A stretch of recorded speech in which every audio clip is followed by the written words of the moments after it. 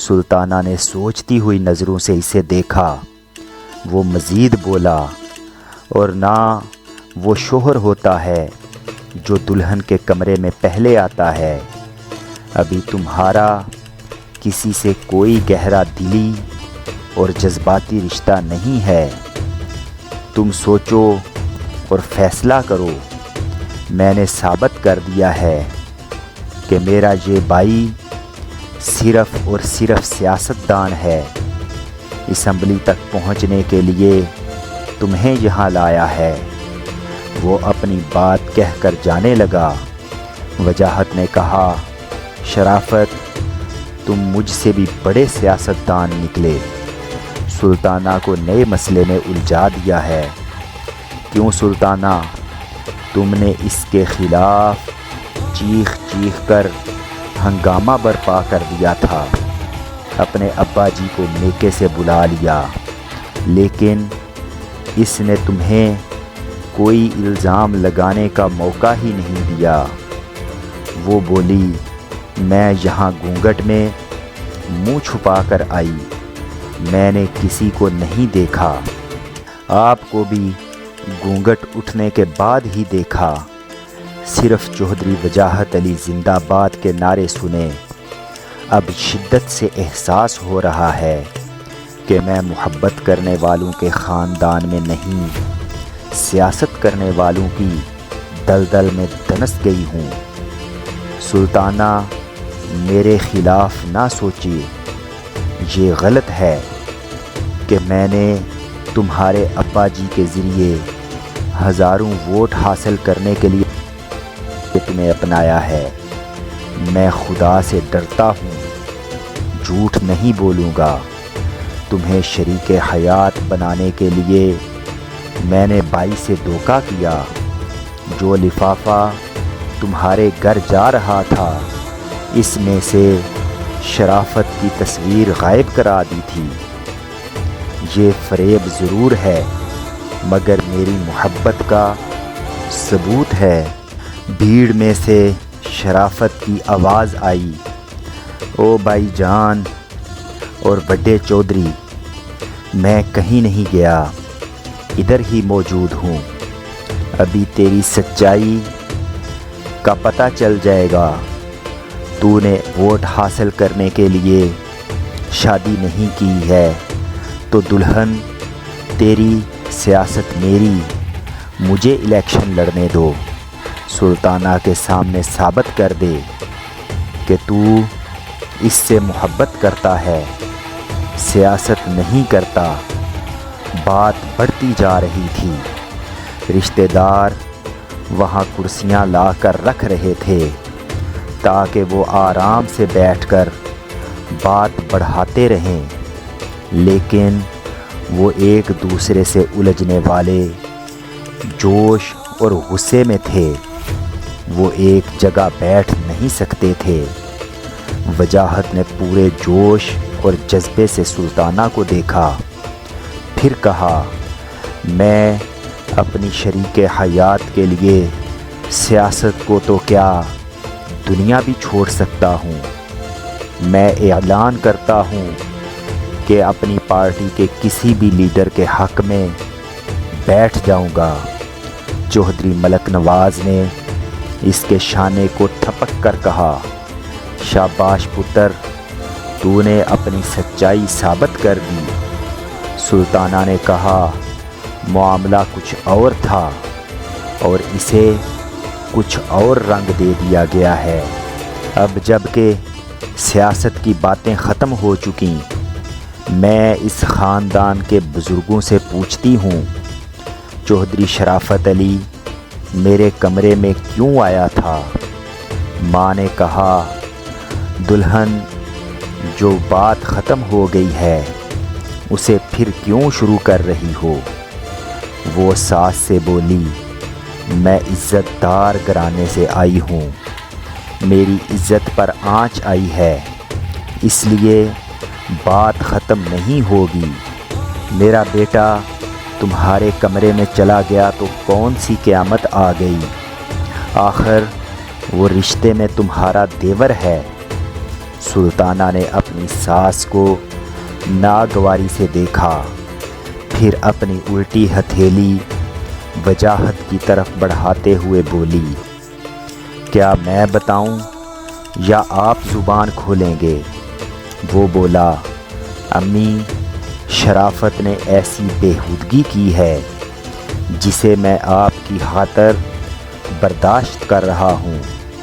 آپ شرافت کی بے جا حمایت نہ کریں۔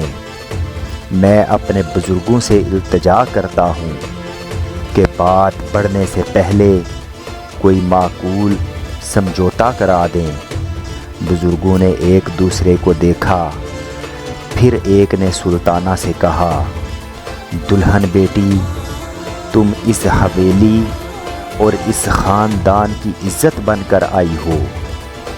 یہاں کی عزت کو برقرار رکھنا تمہارا فرض ہے۔ جو کچھ ہوا اس پر غصے سے نہ سوچو، ایسی راہ اختیار کرو کہ آئندہ پھر ایسا نہ ہو۔ دوسرے بزرگ نے اس کے سر پر ہاتھ رکھ کر کہا، ہر شریف زادی کو اپنی عزت کے لیے ایسے ہی لڑنا چاہیے جیسے تم نے لڑائی کی ہے۔ تم جیت گئی ہو۔ کاکے شرافت کو شرم آئے نہ آئے مگر ہم شرمندہ ہیں۔ باپ نے کہا، بیٹی، میں بہت غصے میں آیا تھا، لیکن یہ تمام بزرگ تمہارے سامنے شرمندہ ہیں، چلو غصہ تھوک دو۔ میں نے تمہیں بزرگوں کے سامنے جھکنا سکھایا ہے۔ وہ سر پر گھونگھٹ درست کرتے ہوئے بولی، ابا جی، آپ نے جس شرافت، شرم و حیا اور پاکیزگی کی تعلیم دی تھی وہ بری طرح مجروح ہوئی ہے۔ میں تمام بزرگوں کے آگے سر تسلیم خم کرتی ہوں، لیکن میرے دماغ کو زبردست دھچکا لگا ہے۔ میں اس ماحول میں گھٹن محسوس کر رہی ہوں، اپنے میکے میں ہی رہنا چاہتی ہوں، اس لیے ابھی آپ کے ساتھ جاؤں گی۔ ایسا کبھی نہیں ہوتا کہ دلہن ابھی آئی ہو اور ابھی میکے چلی جائے، لیکن ایسی بات ہو گئی تھی کہ کوئی اسے جانے سے نہیں روک سکتا تھا۔ وجاہت ایک دم سے بے چین ہو گیا تھا۔ وہ شوہر کی حیثیت سے اسے روک نہیں سکتا تھا، کیونکہ ایسے وقت بزرگ روکتے ہیں، شوہر روکے تو بے حیائی ہوتی ہے۔ وہ بار بار حسرت سے سلطانہ کو دیکھ رہا تھا، کچھ کہنا چاہتا تھا مگر پریشانی تھی کہ کیا کہے اور کیسے کہے۔ اس کی حرکتوں سے بے چینی ظاہر ہو رہی تھی۔ اس کا ہاتھ رہ رہ کر اٹھ رہا تھا، پھر نیچے جا رہا تھا، جیسے اسکول کا بچہ استاد سے کچھ کہنا چاہتا ہو، پھر کسی امکانی غلطی کے خیال سے اٹھا ہوا ہاتھ نیچے کر لیتا ہو۔ ایک خاتون نے یہ حرکتیں دیکھ کر پوچھا، کچھ کہنا چاہتے ہو؟ وہ چونک گیا، پھر بولا، نہیں، میں تو ہاں، وہ بات یہ ہے کہ ذہنی سکون کے لیے میکے جانا ضروری نہیں ہے۔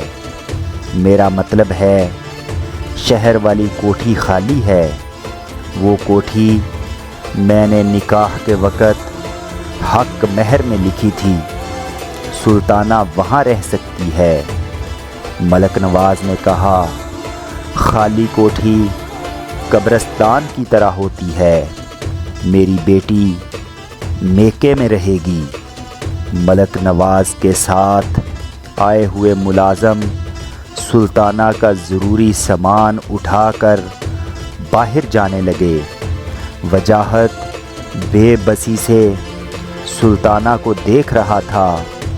کوئی مجبوری تھی کہ شوہر کی حیثیت سے اپنی بات نہیں منوا سکتا تھا۔ سلطانہ نے سامنے آ کر کہا، آپ نے ثابت کر دیا ہے کہ سیاست سے زیادہ میں آپ کے لیے اہم ہوں۔ ابھی میرے دماغ پر بوجھ ہے، میری جو توہین ہوئی اسے برداشت کر رہی ہوں، اس کا اثر زائل کرنے کے لیے جا رہی ہوں، ورنہ آپ کو تنہا نہ چھوڑتی۔ میری ایک بات مان لیں، سیاست نہ چھوڑیں، آپ کی کامیابی میری کامیابی ہوگی۔ وہ اپنے باپ کا بازو تھام کر اس کے سامنے سے گزر گئی۔ وجاہت اسے رخصت کرنے باہر گاڑی تک آیا۔ جب وہ چلی گئی تو وہیں ایک کرسی پر بیٹھ گیا۔ حویلی کے اندر کیوں جاتا؟ دلہن کے بستر پر پھولوں کی پتیاں بچھی ہوئی تھیں۔ اب وہ انگاروں کی طرح اسے کروٹ داغنے والی تھیں۔ حویلی کے اندر ایک کھڑکی سے شرافت اس گاڑی کو دیکھ رہا تھا جس میں دلہن واپس گئی تھی۔ اس کی زندگی میں کتنی ہی حسین لڑکیاں آتی رہی تھیں، جاتی رہی تھیں، لیکن کبھی کوئی گھونگھٹ میں نہیں آئی تھی۔ پردہ اٹھانے کے بعد جو حسن نظر آتا ہے وہ طبیعت میں ہی جان پیدا کر دیتا ہے، دل کو دھڑکا دیتا ہے، لہو کو گرما دیتا ہے۔ وہ سلطانہ کا گھونگھٹ اٹھا کر سحر زدہ ہو گیا تھا۔ آنکھوں میں اب تک وہی تصویر ٹھہری ہوئی تھی۔ ہنائی ہاتھ تک پہنچ کر وہ پیاس باقی رہ گئی تھی جو کنویں کی منڈیر تک پہنچ کر یوں ہی لوٹنے کے بعد رہ جاتی ہے۔ کنواں لبالب بھرا ہو تو ایسے میں پیاس خطرناک ہو جاتی ہے۔ شرافت کے وہم و گمان میں بھی نہ تھا کہ وہ بڑے بھائی کو سیاست سے ہٹا کر اس کی جگہ لینا چاہے گا اور سلطانہ کو مہرہ بنائے گا تو خود اس کے حسن و شباب کے آگے ایک مہرہ بن جائے گا۔ گھونگھٹ اٹھانے کے بعد پتہ چلا کہ اس نے ناگن کا پٹارا کھول دیا ہے۔ سینکڑوں میل کی دوری تک اس کی زہریلی جوانی کا چرچا تھا۔ سب اسے بس میں کرنے کا منتر پڑھ رہے تھے۔ شرافت کی سمجھ میں آ رہا تھا کہ منتر پڑھنے سے کچھ نہیں ہوگا، ناگن کے لیے ناگ بننا پڑے گا۔ وجاہت تمام دن الیکشن کے معاملات میں مصروف رہتا تھا۔ سیاسی مصروفیات کے لیے پوری نیند سونا لازمی ہوتا ہے تاکہ دوسرے دن ذہنی تازگی کے ساتھ مصروفیت جاری رہ سکیں۔ لیکن رات کو بستر پر سلطانہ کی یاد آ جاتی تھی۔ اس نے 2 راتیں جاگ کر گزاریں۔ دن کو کام کے وقت بھی اونگتا، کبھی غائب دماغ ہو جاتا۔ اس نے تیسری رات مجبور ہو کر نیند کی گولیاں کھائیں۔ چوتھے دن اس نے فون پر رابطہ کیا۔ پہلے تو کسی ملازم نے ریسیور اٹھایا۔ وجاہت کا نام سن کر تھوڑی دیر خاموشی رہی، پھر سسر کی آواز سنائی دی۔